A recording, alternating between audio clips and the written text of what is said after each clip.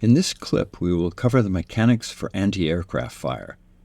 Anti-aircraft fire is directed at attack helicopter and utility helicopter units, and also at air units. There are two forms of anti-aircraft fire: flak fire and SAM fire. Flak fire attacks all helicopter units, which always fly at low altitude, and also attacks air units flying with a low altitude attack profile. SAM fire attacks only air units flying with a high altitude attack profile. Anti-aircraft fire is an interrupt action. When it applies, play is paused, the fire is resolved, and then play proceeds. Regardless of whether a player is resolving flak fire or SAM fire, the procedure is always the same. The player executing the fire determines the flak or SAM fire strength that applies, consults the anti-aircraft table found in the Charts and Tables booklet, and rolls a die. Let's take a look at that table. Here on the right, we have the anti-aircraft fire table. You see that on a 9 or less, there is no effect. 10 to 14, the result is a hit check or abort. And at 15 or more, the result is hit check and abort. If an air or helicopter unit suffers a hit check or abort result, the owning player has a choice. He can either accept a hit check and then proceed with the mission if any steps survive, or he can refuse the hit check, whereupon he must abort the mission immediately and remove the air unit or return the helicopter unit to the recovery box on his helicopter track without ever firing. If an air or helicopter unit suffers a hit check and abort result, the owning player has no choice. He must conduct a hit check, and then he immediately aborts the mission with any surviving steps. The hit check itself is a single die roll rolled by the firing player. No table is consulted. If the die roll is greater than or equal to the air or helicopter unit's defense strength for its current profile, it immediately loses one step. Otherwise, it loses no steps and survives the fire. Let's look at flak fire first. The basic idea is that each ground unit has a flak range of 2 hexes and projects a flak strength for every step it contains. The flak strength depends on 3 factors: the range to the target, the type of target, whether it's an air unit or a helicopter unit, and whether the current game turn is day or night. These factors are all integrated in the flak strength chart found in the Charts and Tables booklet, and of course the flak strength chart is showing here on the left. So you would look at the row for the range, you would determine what type of flak target applied and use that column. And of course, you've got night integrated into these columns. A player calculates the flak strength of every unit based on the flak strength chart, retaining fractions, and then totals all of these flak strengths for every unit that's within 2 hexes of the target, finally rounding any remaining fraction down. This number then becomes the flak strength that is added to the die roll on the anti-aircraft fire table. So, let's take a look at an example. In this case, the Warsaw Pact player is executing the activation cycle for the 4th East German Motor Rifle Division. During the reconnaissance segment, he has acquired this 105 millimeter West German artillery battalion, and the Warsaw Pact player then declares during the ensuing strike segment that he's going to execute a fire strike against this target, and he makes a fire call to a Soviet attack helicopter unit, which is assembled from steps available in the ready box on the helicopter track, and then entered from a friendly map edge. It can travel across the map an unlimited number of hexes, but it must stop in the first hex within 2 hexes of an enemy unit.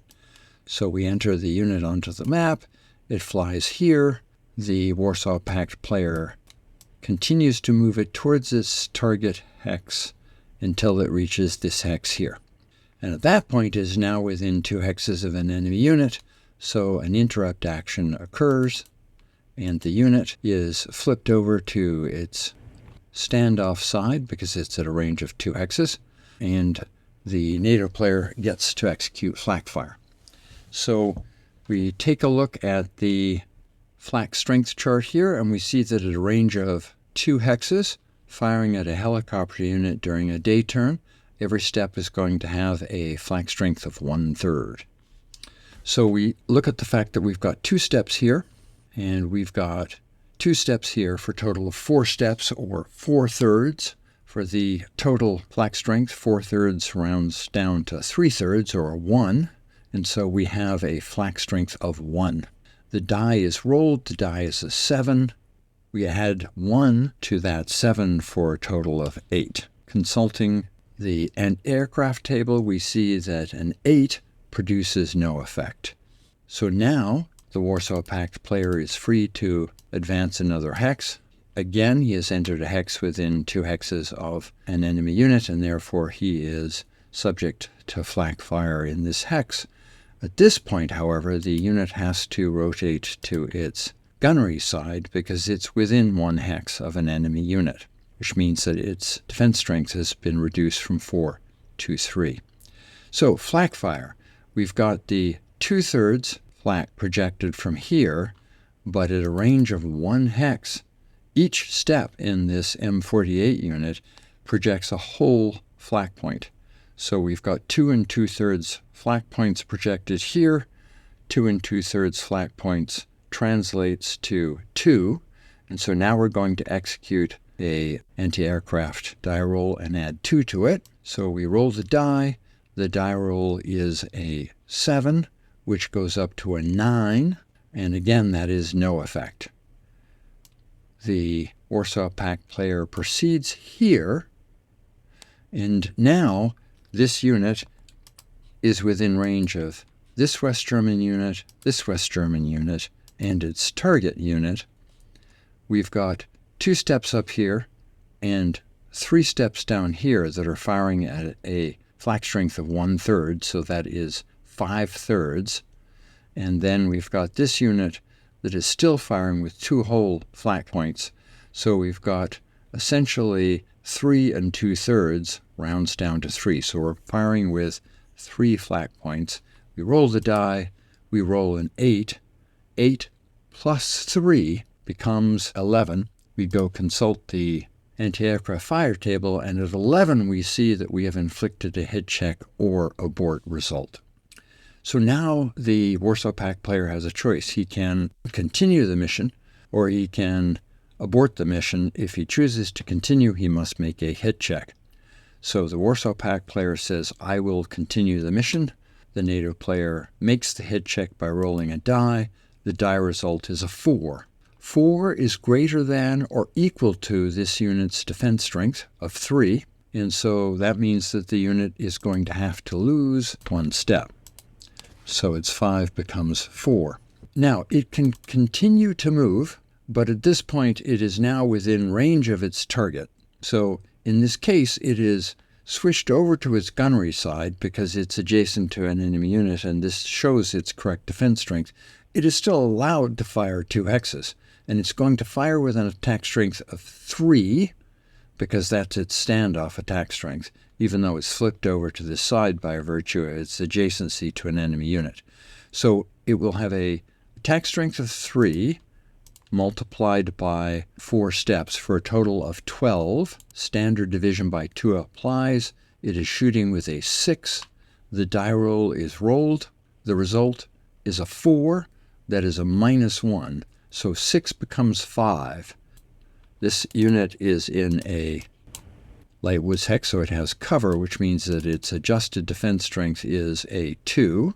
And so it loses 2 steps to absorb 4 hits, and the remaining hit is not absorbed. At this point, the attack helicopter moves back here, where it is technically subject to more flak. However, not enough flak to have any chance of a hit check and abort, which is the only thing that would force a hit check, because a hit check or abort is pointless. The unit is already aborted. It's heading back because it's completed its fire. So essentially, this unit now moves off the map and is returned to the recovery box of the Warsaw Pact player's helicopter track. And that's the end of the strike, and that shows flak fire in action. Let's look at this same situation, but let's now assume that the Warsaw Pact player made an air call for an air unit to strike this target rather than a call to an attack helicopter unit. So in this case, the Warsaw Pact player has entered a 3-step Su-25 air unit. We're first going to take a look at what happens if this air unit enters at a low altitude bombing profile.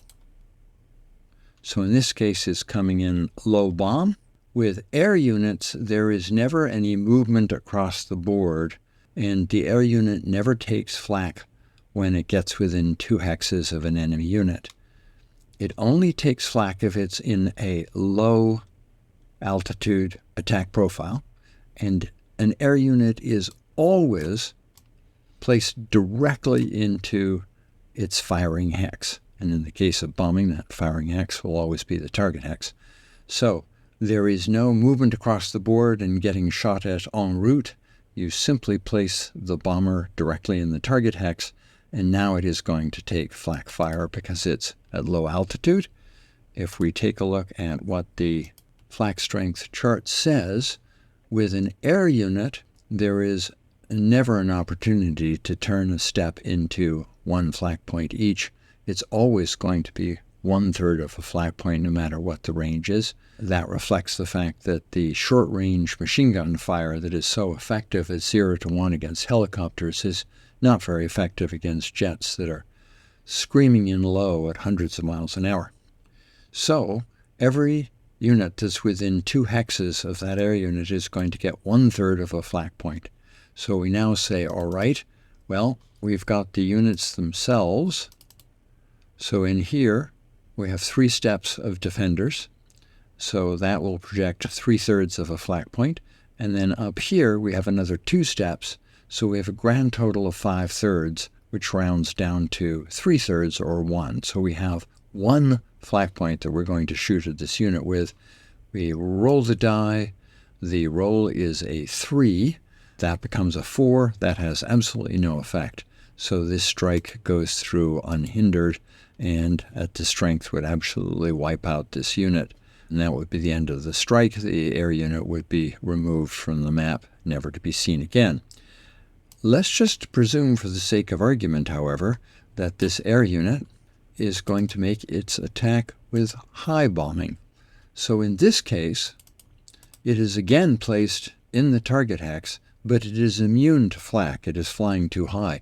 It is now vulnerable to enemy SAM fire.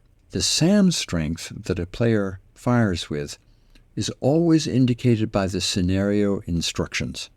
And in this case, let's presume that the scenario instructions give the native player a SAM strength of 2.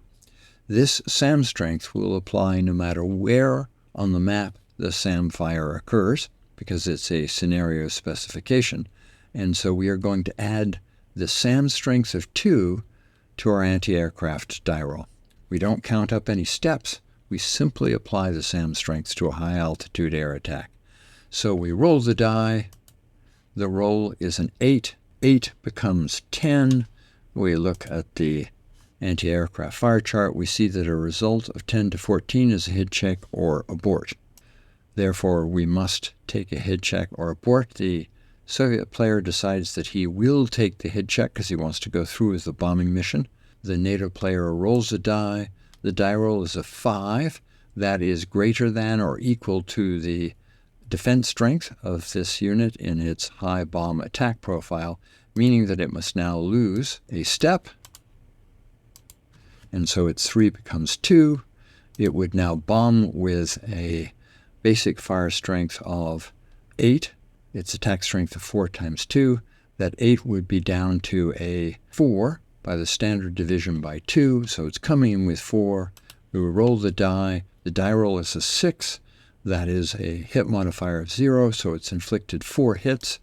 This artillery unit will have to absorb 2 hits by losing 1 step, 2 hits by losing a 2nd step, and then the remaining survivors become disrupted, and the air unit flies back off the map, never to be seen again, and we have just conducted SAMFIRE. And that is how anti-aircraft fire works.